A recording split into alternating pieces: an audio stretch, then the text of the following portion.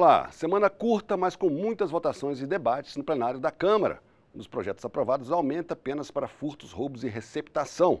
Se a proposta virar lei, o furto de um celular pode acarretar pena de até 10 anos de prisão. Mas teve também a aprovação de benefícios para alunos carentes de universidades federais. Outro projeto obriga a presença de profissional de apoio nas salas de aula para alunos com deficiência. Teve ainda a garantia de mais direitos para mulheres vítimas de violência e a criação de uma bancada formal de deputados e deputadas negros e negras na Câmara. Vamos começar com os benefícios para alunos carentes nas universidades. O projeto transforma em lei 2 programas de apoio a estudantes já em vigor: a Política Nacional de Assistência Estudantil e a Bolsa Permanência. O objetivo é garantir que os alunos pobres permaneçam nas salas de aula. A proposta também aumenta a abrangência dos programas, com possibilidade de extensão a alunos de mestrado e doutorado, estudantes oriundos de abrigos, refugiados e alunos de instituições estaduais e municipais, desde que haja recursos.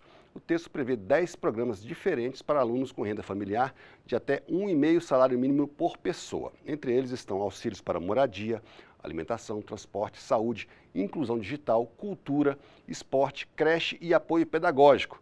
Terão prioridade quilombolas e indígenas, mas rendeu discussão no plenário. Será que a educação básica proposta pelo governo federal, pelo Estado, ela está sendo beneficiada? O fato é que mais dinheiro e mais programa é como se botasse mais água em torneira furada. Não é mais dinheiro que vai resolver. O PISA está aí para se analisar. 50% dos alunos saem do segundo grau sem saber matemática básica, sem interpretar texto. Nós temos uma legião de alunos pobres, alunos de famílias sub-remuneradas, com uma condição de manutenção de vida muito difícil e que muitos deles, exatamente nos últimos 4 anos, 60% deles se evadiram das universidades e dos institutos federais brasileiros.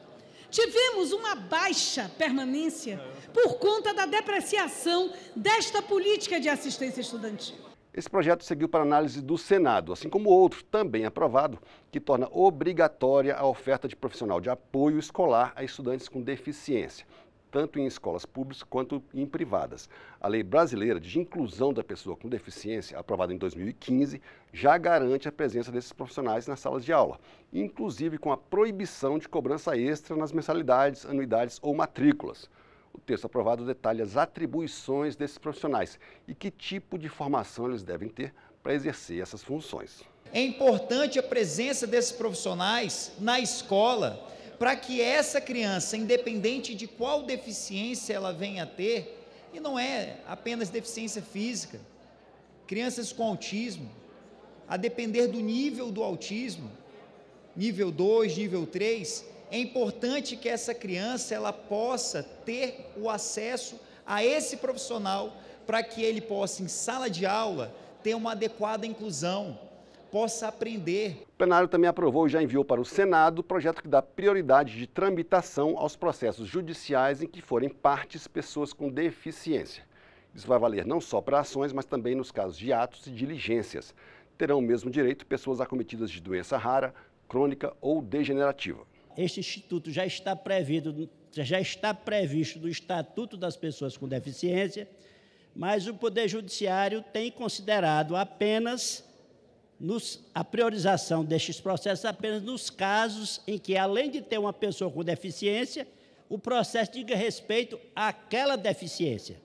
E a proposta do deputado Florentino Neto, com a qual eu concordo e acho que é meritória e peço apoio a esta casa, é que haja uma ampliação deste conceito em qualquer processo que envolva uma pessoa com deficiência, ele deva ter uma tramitação prioritária no âmbito do nosso Poder Judiciário. Deputados e deputadas aprovaram ainda projeto que incentiva laboratórios e indústria farmacêutica a doarem medicamentos para o governo federal, estados, municípios, entidades beneficentes, santas casas e Cruz Vermelha. O projeto torna esses medicamentos doados isentos de 3 tributos federais: PIS/PASEP, a COFINS e o IPI.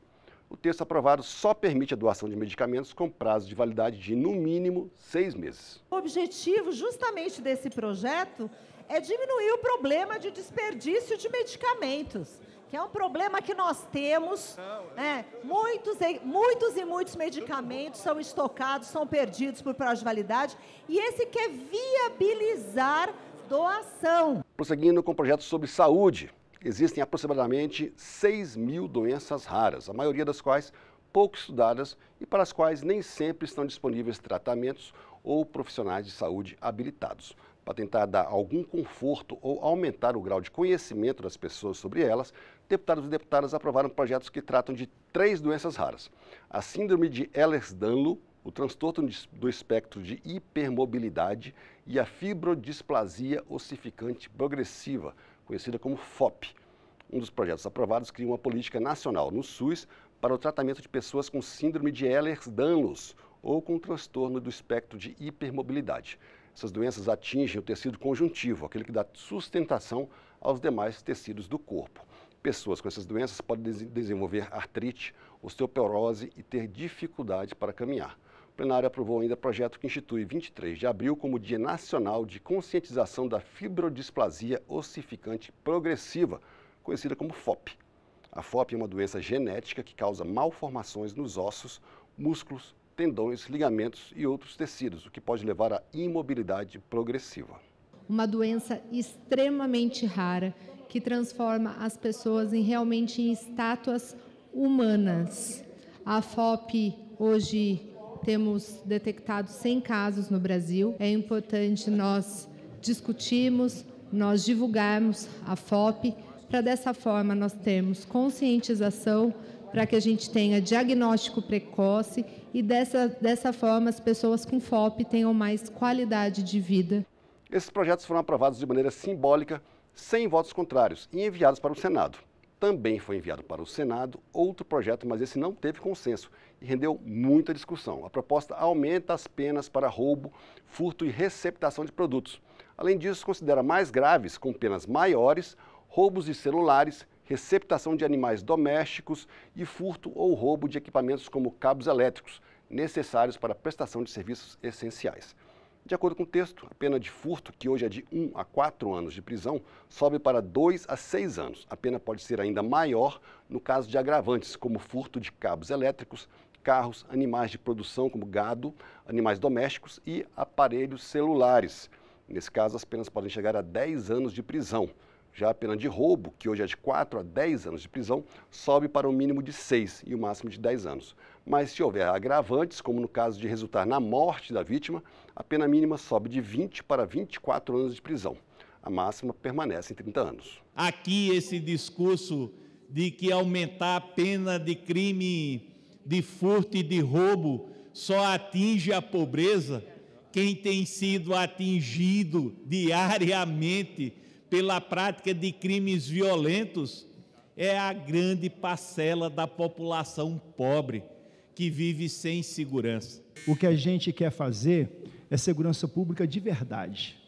Nós precisamos entender que a segurança pública tem que ser para todos, mas ela tem que ser feita com cidadania, com respeito ao cidadão, e não é o punitivismo que vai resolver o problema da segurança pública. E quase 200 anos depois de ter sido criada pela primeira Constituição brasileira, em 1824, a Câmara dos Deputados instituiu oficialmente sua primeira bancada de deputados e deputadas negros e negras, com poder de voto nas reuniões de líderes e possibilidade de usar a palavra nos períodos de comunicação de lideranças no plenário.